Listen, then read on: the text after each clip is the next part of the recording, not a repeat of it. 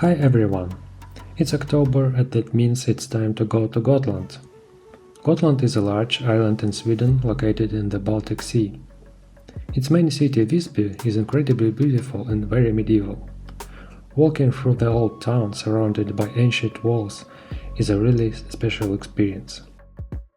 Everything feels old, calm and deeply soaked in history. This time I didn't film much of the city itself, since it's not my first video about Gotland. You can check out my trip from last year, the link is above. By now it has become a tradition for me to come to Gotland at this time of the year to run the Gotland Ultramarathon. And this year was my third time. Gotland Ultramarathon is a race with a solid history. This year it was held for a 12th time. There are two distances, a shorter 28 km and the full 50 km. The coast is very scenic. It runs along the coastline with cliffs, open sea views and beautiful nature almost the entire way. I would describe this race as an easy ultra trail, if you can ever call an ultra easy. It doesn't have much elevation, around 400 meters of gain for the 50k. The surface is quite varied, mostly forest trails, but at several points you have to fight through sand beaches and rocky sections right along the coastline.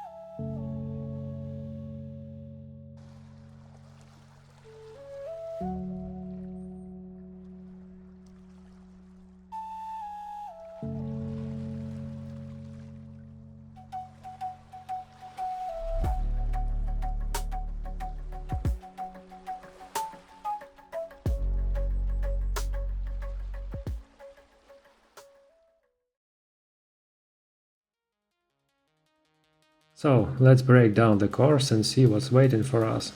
The race starts at 9 am in a small fishing village called Halsuk. Almost immediately the sea appears on your right side, and it stays there for the whole race. The organizers even say whatever happens, sea on the right, so you never get lost. Around 9 kilometers in, we hit the first hills. They are not big, but they keep coming back from time to time, until about kilometer 35. The first water station is at 14 kilometers, at Swart Hell. I usually just run straight through it. I carry enough water for about 25 kilometers, and in October it's not warm on Gotland. After this point, you reach the first sand beaches, and you should get used to them. You'll face this surface at least 3 times during the race. The second aid station, with food and water, is at 22 kilometers, in Ligershamn. Here you can eat something and refill your bottles with water or energy drink. The next water station is at Newham, at 34 kilometers. Honestly, the amount of aid stations in this race is very generous.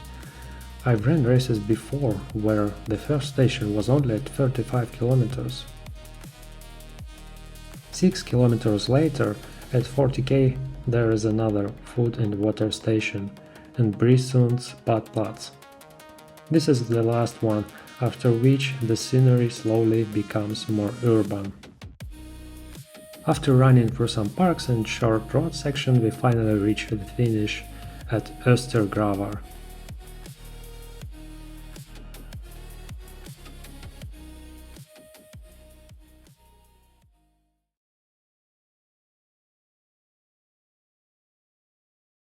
Let's quickly go through my race setup. My VIP number is 113, a lucky one. The race bag is similar to what participants received last year. There is a time tracking chip that goes on the ankle. For liquids and nutrition, Marten gel mix in one bottle, plain water in the other, and a soft cup for cola or other drinks at 8 stations. I'm carrying 5 nut bars and 6 gels, each around 150 calories, plus some dates. Clothing-wise, tights, shorts, and a vest with a quiver for the camera. There is also a small first aid kit and some medicine, something I always carry on trail runs. For warmth, arm sleeves that are easy to remove, a long sleeve top, gloves, a bath, a thin hat, a windproof vest and socks, pre-race food and water, and some post-race treats. I'm using gaiters for this race, and my fresh New Balance Summit Unknown version 4. And for navigation, I'm running with a Suunto vertical with maps and the GPX track loaded.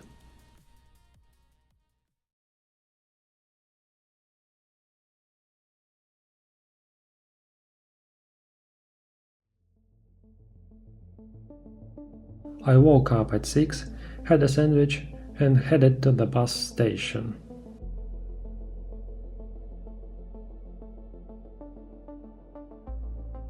Tourist season is over, and Visby this early in the morning is unbelievably calm and peaceful. The bus ride is always nice, small roads, farms, open fields.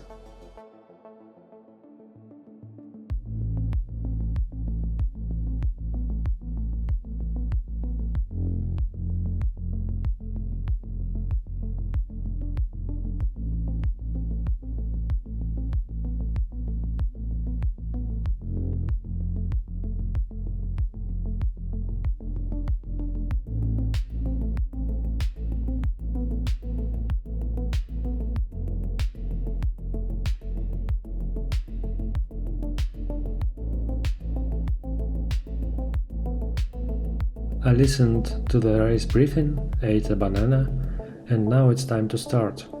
Let's see what experience is waiting for us today.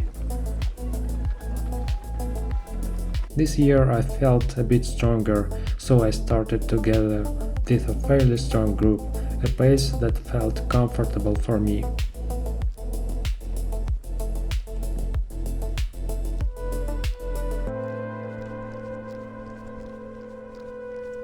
The plan was to halt around 6:30 per kilometer and adjust later if needed.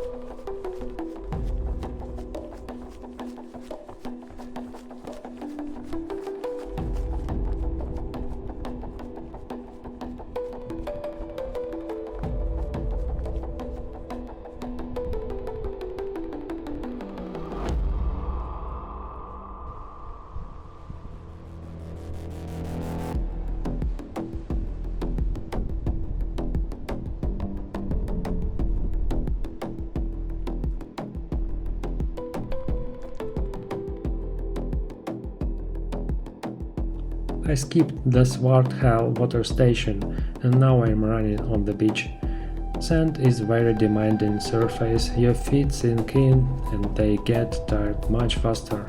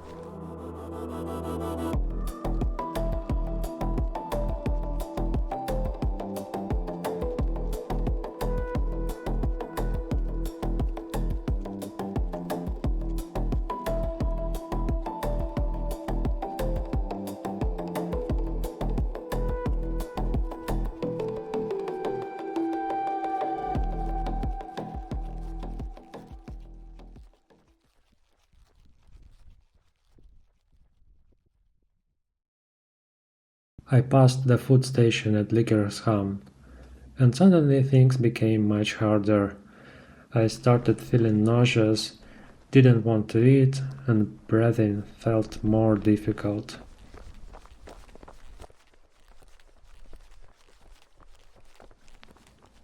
It took me some time to realize what was going on. My running vest was too tight. After about 4 hours of running, my body had started to swell slightly, and there just wasn't enough space anymore. After taking stomach medicine and loosening the vest, I started to feel better, but the next 10 kilometers, until the Newham station, were still the hardest part of the race. At Newham, I drank some cola and it brought me back to life. I turned on some music and realized I still had energy left to fight.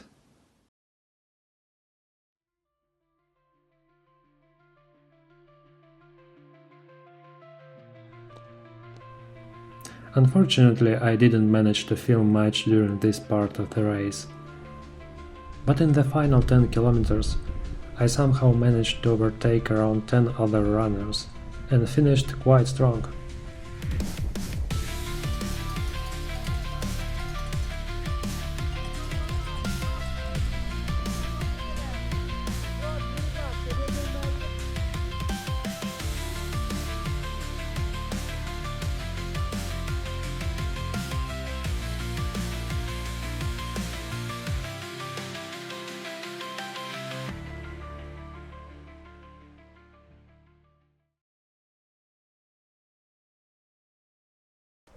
I finished in 6 hours and 31 minutes, with an average pace of 7 minutes 43 seconds per kilometer. That's fast for me, and about 25 minutes quicker than last year. So, what worked well? Music was the best support. It helped me push through the toughest moments. Gaiters were extremely useful, as always. In dry conditions they keep sand and stones out of the shoes and make running much more comfortable. Stomach medicine. Honestly, I can't imagine finishing this race without it. The new Suunto watch performed very well. The wrist heart rate sensor isn't accurate, unfortunately, but the GPS navigation and maps are excellent.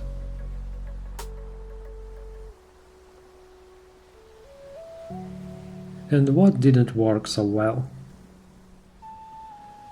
Around 30 kilometers, I struggled with breathing and running comfort until I realized my vest had become too tight due to swelling. If you experience something similar, this is definitely worth checking.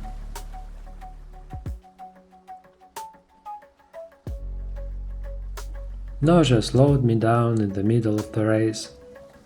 I tried to fight through it for too long. That was a mistake. Taking medicine immediately is usually the better choice under heavy load. I hope I'll be back next year. Huge thanks to all the volunteers and organizers. Everything was excellent. This is a truly special event, and I am very happy that I was able to participate in it. So, I finished Gotland Ultramarathon again, for the third year in a row.